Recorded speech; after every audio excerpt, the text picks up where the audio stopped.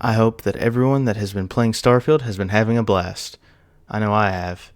I've been able to get my hands on it for a little while, having purchased the premium edition. So far, I've put 20 hours into the game. I've been a little busy lately, getting married, honeymoon, moving, etc. So I haven't had a whole lot of time to put into Starfield at the moment, but I will be creating more content the more I play of Starfield. In this video, since Starfield's Premium Edition release, I wanted to share some of my thoughts and opinions on the game. I would also like to state that this isn't a review.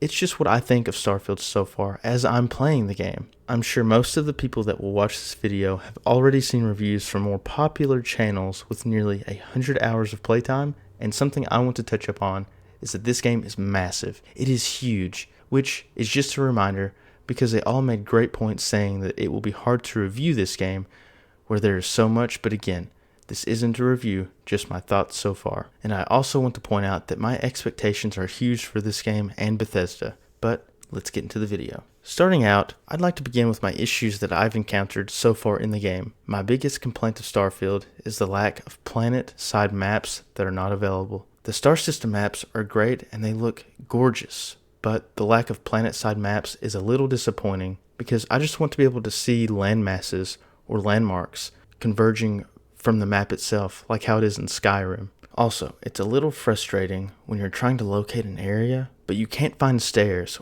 or a drop point to get somewhere that's a few floors below you. Something a map in the city could help you with. All you have to work with is just a little flat screen with these filled in particles that show up where a map should be. And just a side note, as of making this video, I wanted to add this point, because this is exactly why I'm not calling this video a review, because I realize that there is a system that Bethesda implemented within the scanner that helps navigation. When you use your scanner, you will see arrows pointing towards the path of the quest that you have that is actively selected. Yes, it isn't a fix for the lack of planet maps, but it's something that I didn't realize until the more I played the game, which could sway my opinion on the other negative opinions or positive that I have for this game. But back to the video. Another thing that I'm not really a fan of is the way that you're forced to land on planets to engage in quests or certain landmarks on that planet. Now, on this part, I could be completely wrong because I haven't tested it out completely, so please correct me in the comment section if I am wrong. But say that there's an objective for a quest that shows you where to land, such as an abandoned facility, for example. You have an option to land directly where the landmark is,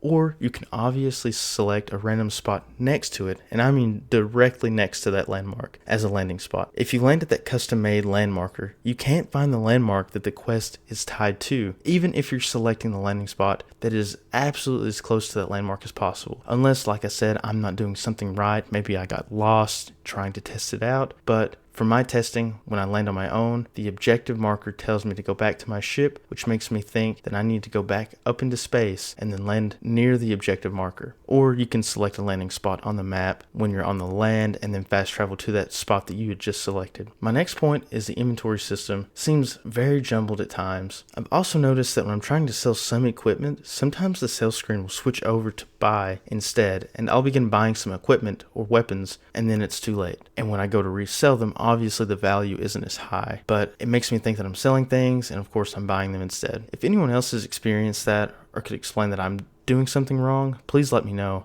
because that could be an error on my part. Something else that bugs me, just reiterating, I haven't played enough to maybe find something yet, but the storage in the game can be frustrating at times. There is just so much to collect, and if you're like me, I will collect just about anything in the game. But the only place that I've known to store things so far is just some of the upgrades I've made on my ship that allow me to store maybe 400 or 500 mass of objects on the ship. Maybe I need to build a base and focus on some rooms mainly for storage purposes and just keep traveling back and forth. I will be looking into that in the future because I need to figure out something to do for storage. And as far as my last complaint goes about the game, I would say it's probably the lack of land transports. I understand that we have our ship, but something to be able to traverse the land within planets in Starfield would have been pretty awesome. There's a few times so far that I've had to run almost 500 meters and sometimes more on a planet to get to my objective, and I think that the inclusion of a speed bike or rover would have been a great addition to traversing in Starfield. I will say though, Using the boost pack on a moon or another planet with low gravity is great, and I'm glad that they added that at least. Now, moving on to things that I really enjoy about Starfield, the gunplay is such a huge improvement from previous Fallout games. The guns feel weighty, but move great. When I'm actually shooting someone and it feels like I'm actually packing a punch, especially with shotguns. I love shotguns. I also love the way that the enemies react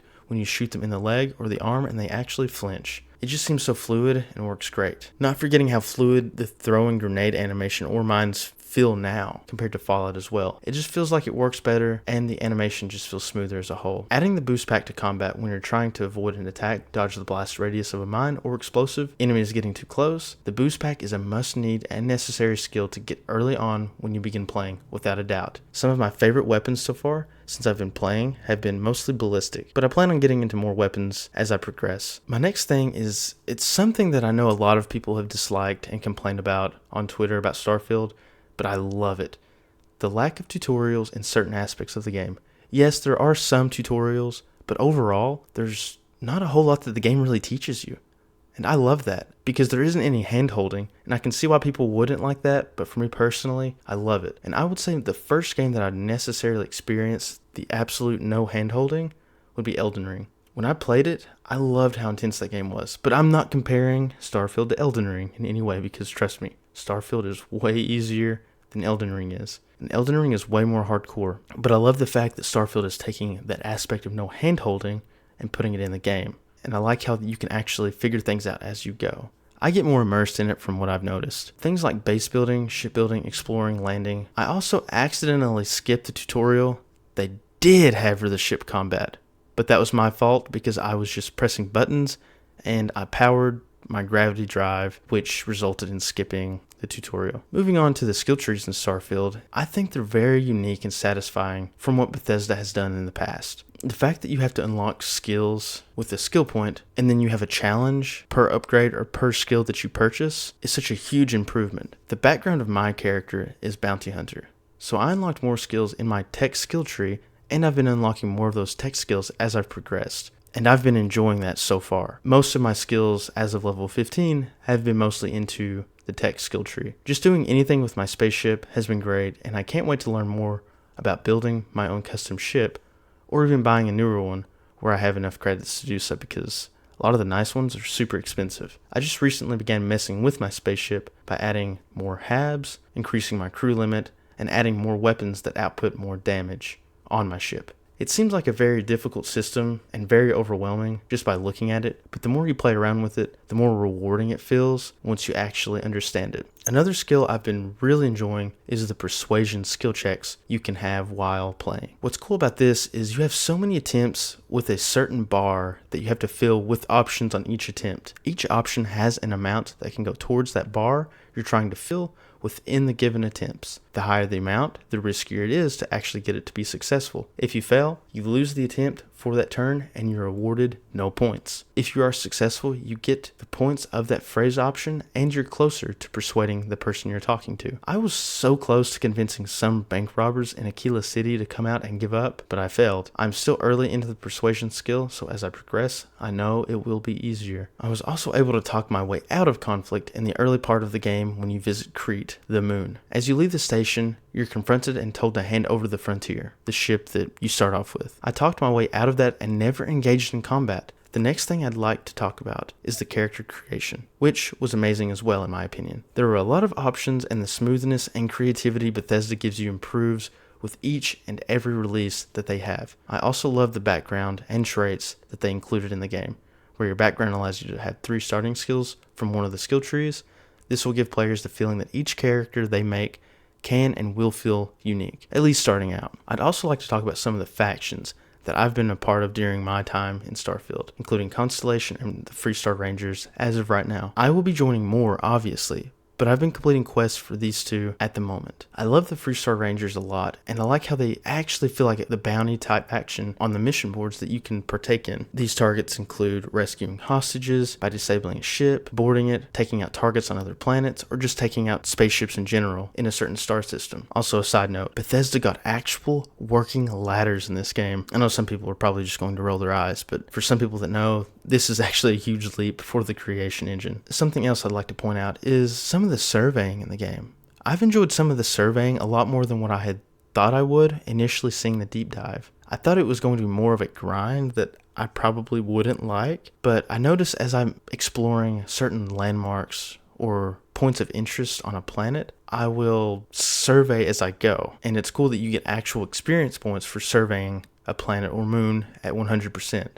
And of course you can sell that information for credits, so you're getting a reward in the process as well. It adds to the game and makes it super interesting. As far as randomly generated locations, I haven't seen a whole lot of them yet, so I can't really say that a lot of them are the same, but from my experience so far, I visited a bunch of planets and each location has looked different, but I haven't played it enough to really see all the other ones yet to see if they actually duplicate or how common it is to duplicate. I also feel like it's important to point out that this game is very polished compared to other releases from Bethesda. I only experienced one audio glitch in the game during my time in Starfield, and it lasted very quickly, and a couple of character model glitches where they would clip or just spaz out after I killed them. But other than that, that's all the glitches I've had so far. I haven't had any issues with quests or enemies bugging out, and of course I hope that it continues to stay that way. It just shows that Bethesda really wanted this to be their best release title. Ending this video off with my last point,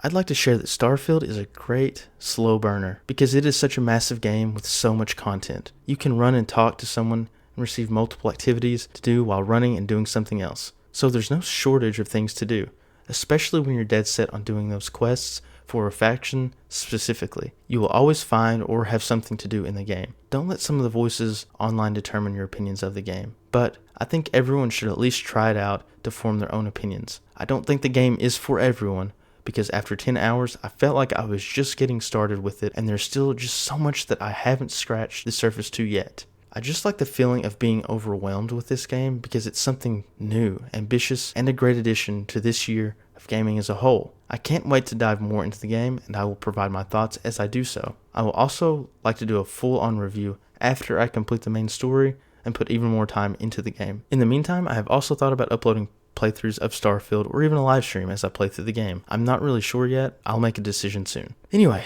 this is going to be it for today's video. It's a little longer than my typical videos, but I want to thank everyone that took the time out of their day to watch it, and please don't forget to like and subscribe if you enjoyed the content of this video, and I would love to hear everyone's thoughts in the comments down below. Let me know what your opinions are on Starfield and things that you like or dislike about the game so far. Until then, I will see you guys in the next video. Thanks for watching.